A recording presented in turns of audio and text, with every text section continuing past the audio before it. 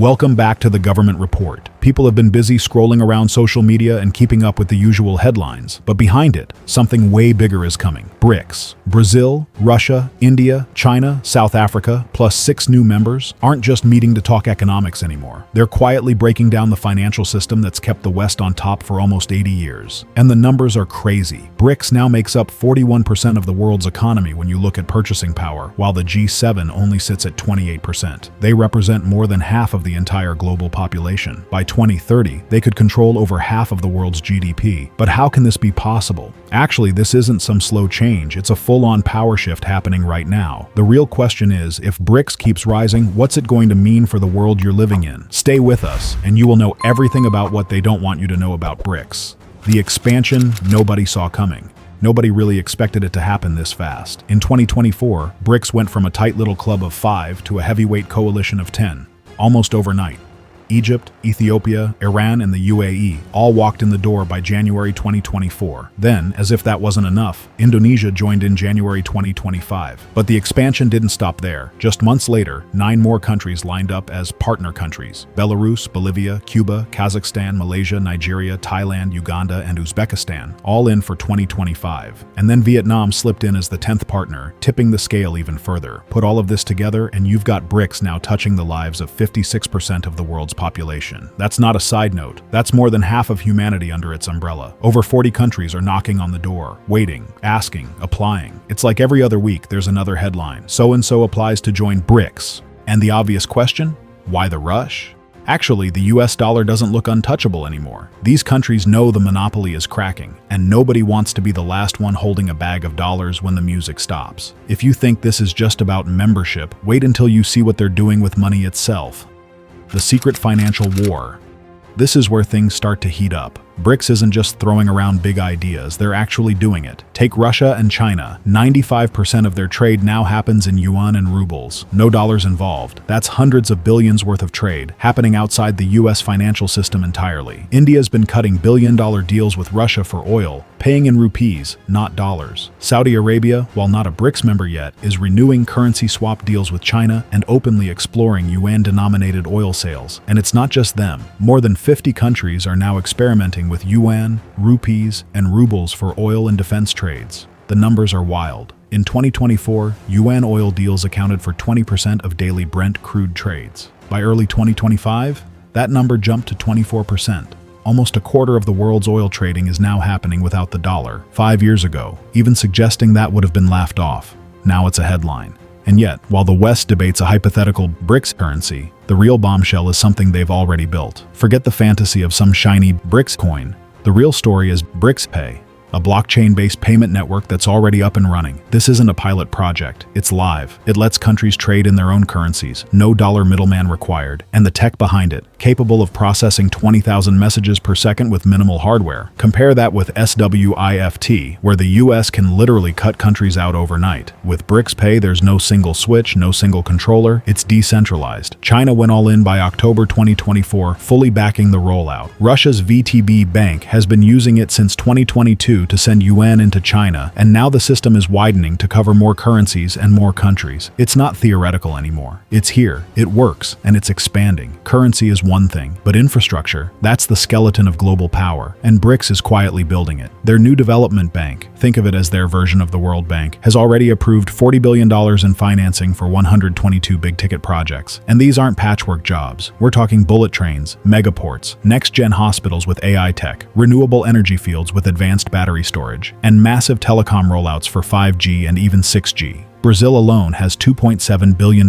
pouring into logistics and infrastructure from this bank. And here's the kicker. They're aiming for 30% of loans to be issued in local currencies by 2026. That's a direct shot at reducing dollar dependence. They've even launched a guarantee fund that makes it easier and cheaper for BRICS nations to finance development without begging Western lenders. It's like saying, we'll fund our own future. Thanks, but no thanks. And while they're busy laying train tracks and fiber cables, the US is reacting in the only way it knows how: threats. Trump's desperate response. Here's the clearest signal of how serious this is. Donald Trump's words. In July 2025, he threatened 10% extra tariffs on any country aligning itself with the anti-American policies of BRICS. And don't forget, he already warned about 100% tariffs for nations pushing de-dollarization. His own admission says it all. Losing the dollar standard would be like losing a war, a major world war. That's not casual talk. That's panic from the very top. But here's the twist. Those threats are backfiring. Brazil's president Lula da Silva flat out said, BRICS Plus is committed to ending US dollar dominance no matter what. Malaysia, despite Trump's warnings, is openly moving toward full BRICS membership. The more Washington shouts, the more countries drift toward BRICS. It's like trying to put out a fire with gasoline. And if money and infrastructure weren't enough, BRICS has another ace up its sleeve: energy. Energy is the lifeblood of the global economy, and BRICS, they're sitting on the throne. The bloc controls 46 million barrels of oil per day, nearly half of the world's daily output. Russia and Saudi Arabia alone, they pump a solid 25% together. Natural gas, same story. Russia, Iran, Qatar, Algeria, and the UAE hold 2/3 of global gas reserves. Add to that the Russia-China Power of Siberia 2 pipeline, set to fire up by the end of 2025, and you've got an energy alliance that looks almost bulletproof. And then there's gold. BRICS nations control about 20% of proven global reserves. Russia and South Africa combined are sitting on an estimated 17,000 tons of unmined reserves, the largest in the world. Compare that to the US and EU's combined 8,640 tons. In any scenario where currency gets tied to precious metals, BRICS has the stronger hand. And while the West obsesses over TikTok and apps, BRICS is quietly building the tech foundations of tomorrow. The technology revolution. BRICS isn't just building railways and oil pipelines, they're carving out a digital empire. Think about it. While the US is busy fighting over TikTok bans and Europe debates data privacy laws, BRICS countries are designing payment systems, telecom networks, and AI platforms that don't rely on Silicon Valley. Look at China. Its homegrown systems, WeChat Pay, Alipay, are already handling trillions in digital payments. India has its UPI system, which by itself processes billions of transactions monthly. Russia has the Mir card network. Put those together, and you've got the backbone of BRICS Pay. But this time, it's not just about payments. They're building sovereignty in tech. That means 5G rolled out across continents, early steps into 6G, data centers the size of small cities, and AI hospitals that diagnose patients before a doctor even steps into the room. They're saying, we won't depend on Western tech giants. We'll run our own digital world. And let's be real, that's a move most people didn't see coming. The West thought it owned the tech future. Turns out, BRICS has been quietly working on a parallel system. And tech is only part of it, because at the end of the day, whoever controls the world's raw materials controls the game. This is the part people underestimate.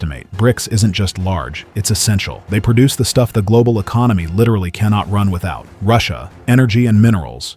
Brazil, agricultural giant feeding massive portions of the world. South Africa, rich in platinum, gold, and rare metals. China, the factory of the planet. Add Iran into the mix, pumping oil and sitting in one of the most strategic locations on Earth. The United Arab Emirates, with its financial hubs and global trade networks. Egypt, controlling the Suez Canal, one of the most vital shipping arteries in existence. Ethiopia and Indonesia, massive young populations with growing economies and labor forces that can compete on cost. When you stack all of that together, it's not just about size, it's leverage. If BRICS countries can coordinate even loosely, they have a hand on every lever that keeps the global economy moving. Food, energy, metals, shipping lanes, and cheap labor. That means they don't just join the global economy, they can tilt it. And Western leaders know it, which is why they've been scrambling. But here's the kicker. The chess game might already be over.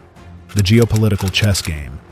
Sanctions were supposed to weaken Russia, right? Cut them off, isolate them, collapse their economy. But what actually happened? The opposite. Russia adapted, shifting to the yuan and rubles, doubling down with China. China became bolder, building deeper links across Asia, Africa, and Latin America, and dozens of countries suddenly woke up to a scary thought. What if tomorrow we get cut off too? That fear drove them toward BRICS. Why risk being dependent on Western systems if you could have a backup? And that's exactly what BRICS has built. Parallel systems for everything. Payment networks not controlled by Washington. Commodity trade mechanisms outside of Western banks. Even alternative energy routes and digital infrastructure. So while Western policymakers still talk about isolating countries, the reality is this. BRICS has already flipped the board. You can't isolate someone who has their own global network. And if you still think this is a far-off idea, just look at the timeline. The milestones show it's already happening.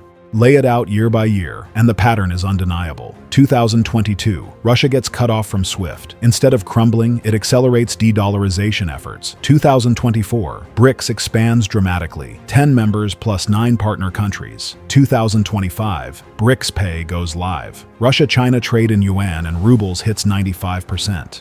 2025, BRICS nations collectively control 44% of global GDP and 56% of the world's population. 2026, the new development bank targets 30% of lending in local currencies. This isn't speculation. It's a straight line moving away from Western systems, year after year. The takeaway: it's already too late to reverse. Every year, BRICS gets stronger, more connected, more independent. And the deeper you look, the clearer it becomes. This isn't about ideology. It's about survival. The future. The world isn't just trading goods anymore, it's trading systems, and two are emerging side by side. On one side, you've got the US dollar and Western financial institutions. On the other hand, BRICS currencies, BRICS banks, BRICS infrastructure. But unlike the Cold War, this isn't East versus West over politics or ideology. It's economics. For many countries, the decision isn't emotional, it's practical. Where do I get cheaper loans? Where do I get better trade deals? Who lets me develop without lecturing me about my politics? For a growing list of nations, the answer isn't Washington or Brussels, it's BRICS. Especially in the global south, the appeal is simple: independence. And that's why this isn't just a rivalry. It's a restructuring of the world economy that most of the West hasn't fully accepted yet. And the truth? BRICS doesn't even need to be perfect to win, they just need to offer an option. BRICS has already crossed the finish line on the most important front. They've shown that alternatives are possible. That's it. That's the real win. Countries now know they don't have to rely on Western systems. Whether it's currency swaps, payment systems like BRICS Pay, oil and gold trades in local currencies, or infrastructure projects funded outside the IMF, they've proven it can work. And the expansion? 20 nations already on board. 10 members, 10 partners, and dozens more expressing interest. That's not just momentum, that's validation. Each new applicant is a stamp of approval. Western media likes to zoom in on BRICS problems: internal disagreements, political differences, uneven economies. But they miss the larger truth. BRICS doesn't have to be a flawless union. It just has to be a viable alternative. And right now, it is. So while the US and Europe keep asking, will BRICS succeed? The reality is, it already has, in ways that matter. The financial revolution is already in motion.